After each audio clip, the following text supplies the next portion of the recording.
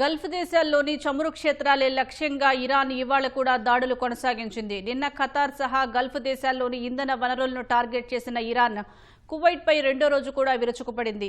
అతిపెద్ద చమురు శుద్ధి కేంద్రం మినా అల్ అహ్మదీతో పాటు అమెరికా వైమానిక స్థావరంపై ఏకకాలంలో క్షిపణులు, డ్రోన్లతో దాడులు చేసింది. ప్రపంచవ్యాప్తంగా ఉన్న పార్కులు, వినోద ప్రదేశాలు, పర్యాటక కేంద్రాలు తమ శత్రువులకు సురక్షితం కాదని ఇరాన్ హెచ్చరిక జారీ చేసింది.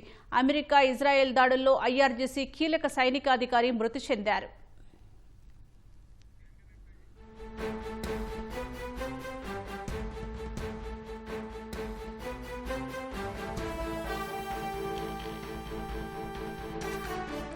గల్ఫ్ దేశాల్లోని ఇంధన క్షేత్రాలపై ఇరాన్ వరుసగా రెండో రోజు దాడులు చేసింది. కువైట్లోని అతిపెద్ద చమురు శుద్ధి కర్మాగారం మినా అల్ అహ్మదీతో పాటు అమెరికా వైమానిక స్థావరంపై ఏకకాలంలో దాడులు చేసింది.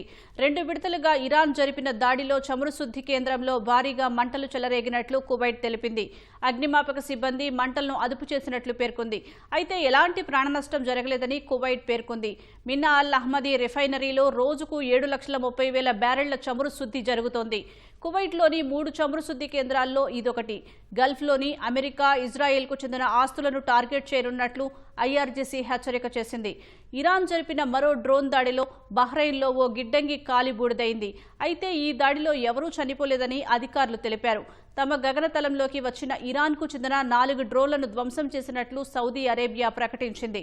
ఇరాన్ క్షిపణులు రానున్నాయంటూ ఇజ్రాయెల్ తమ ప్రజలను హెచ్చరించిన కాసేపటికే జెరూసలేంలో పెద్ద శబ్దాలు వినిపించాయి.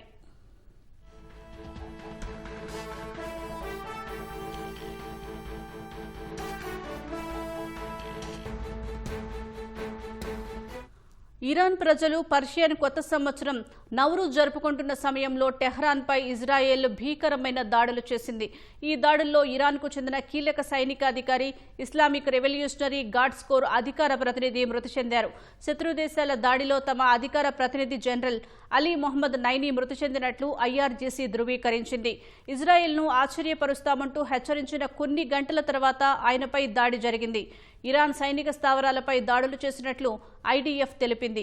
యుద్ధం తీవ్ర రూపం దాల్చడంతో పశ్చిమాసియాకు అమెరికా మరిన్ని బలగాలను తరలించాలని నిర్ణయం తీసుకుంది. 4,000 మంది మెరైన్లు, నావికులను, పలు యుద్ధ నౌకలను పంపనుంది. పశ్చిమ తీరం నుంచి బయలుదేరిన బాక్సర్ యాంఫిబియస్ రెడీ గ్రూప్లో F-35 ఫైటర్ జెట్లు, క్షిపణులు, యాంఫిబియస్ వాహనాలు ఉన్నాయి.